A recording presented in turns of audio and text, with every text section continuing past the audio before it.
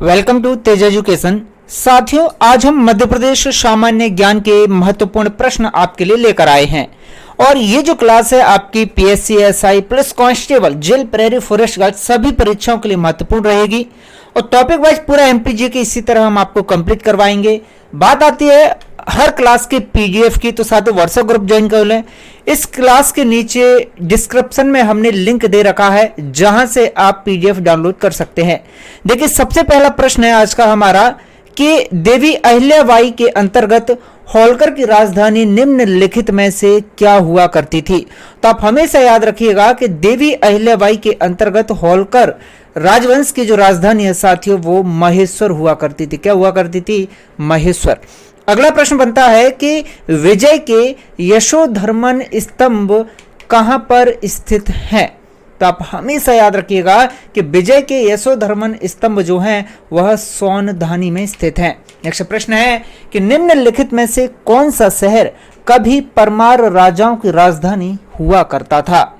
तो परमार राजाओं की राजधानी हुआ करता था आपका धार। ठीक है, और यह प्रश्न बहुत ज्यादा पूछा जाता है कि साथियों राजा भोज जो है कौन से वंश से संबंध रखते हैं। राजा भोज कमेंट करके आप बताइए, बेहद आसान है, हालांकि इस प्रश्न में ही आपका आंसर छुपा हुआ है।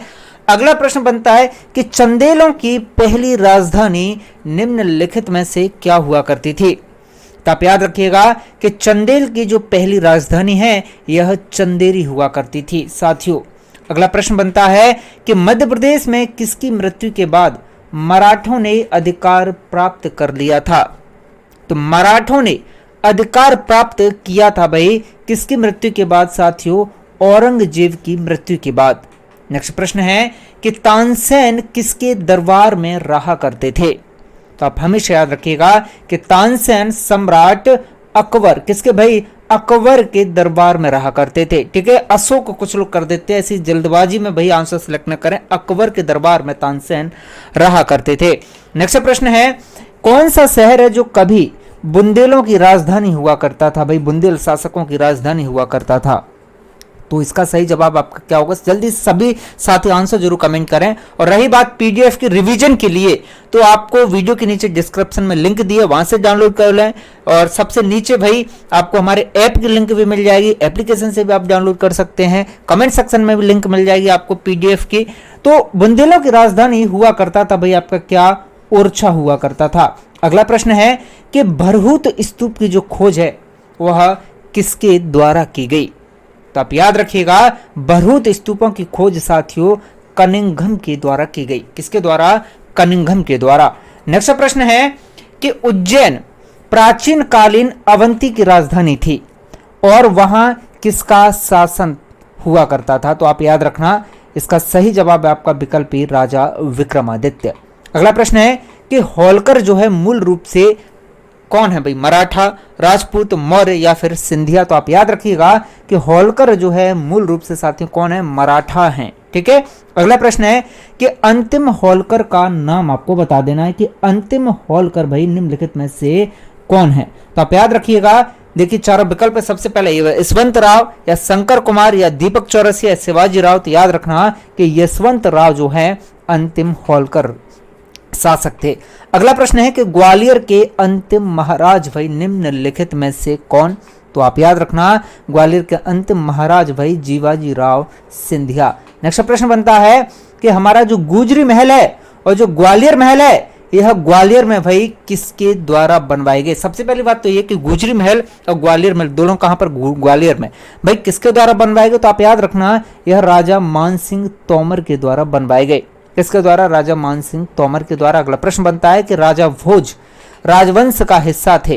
तो आप याद रखना मैंने कुछ देर पहले भी आपसे शायद दूसरे या तीसरे प्रश्न पर मैंने आपसे कहा भी था कि भाई राजा भोज का संबंध कौन से वंश से है, और मैंने ये भी कहा था कि उसी प्रश्न में आपका जवाब भी छुपा हुआ था। तो इसका सही जवाब है कि राजा भोज का संबंध भाई किससे? परमार वंश से है।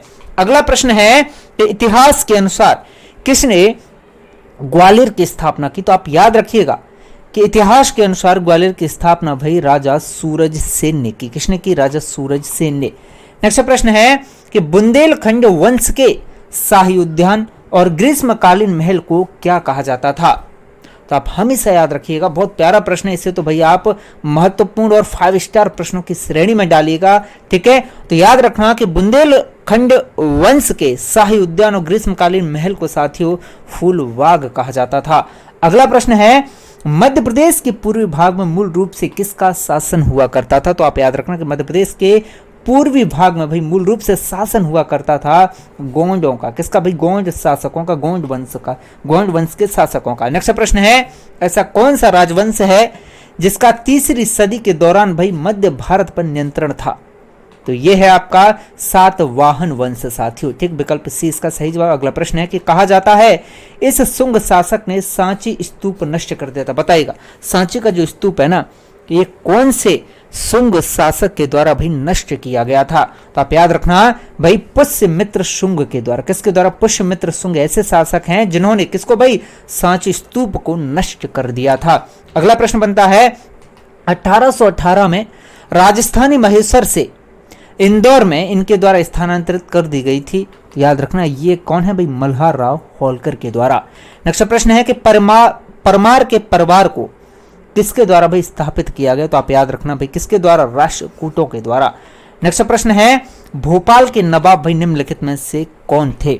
आप याद रखना भोपाल के नवाब भाई फैज मोहम्मद खान। ठीक, विकल्प 20 का सही जवाब। अगला प्रश्न है कि इंदौर, नागपुर और रीवा तत्कालीन राज्यों का ब्रिटिश राज के अंतर्गत भाई ले आया था। तो भाई ऐसा कौन सा युद्ध है? तो ये युद्ध भाई कौन सा? हमारा तृतीय आंग्ल मराठा युद्ध है, जो कि इंदौर, नागपुर और रीवा इन सभी तत्कालीन राज्यों को क्या है भाई? ब्रिटिश राज के अंतर्गत भाई आ गए थे। किस कौन से युद्ध के दौरान भाई? तृतीय आंग्ल मराठा युद्ध के अंतर्गत। ठीक है भाई, आगे बढ़ते चले। प्रश्न है कि निम्न में से कौन सा हिंदुस्तान की कुंजी ग्वालियर शहर कहा जाता है भाई? हिंदुस्तान की कुंजी, तो ये किसने कहा?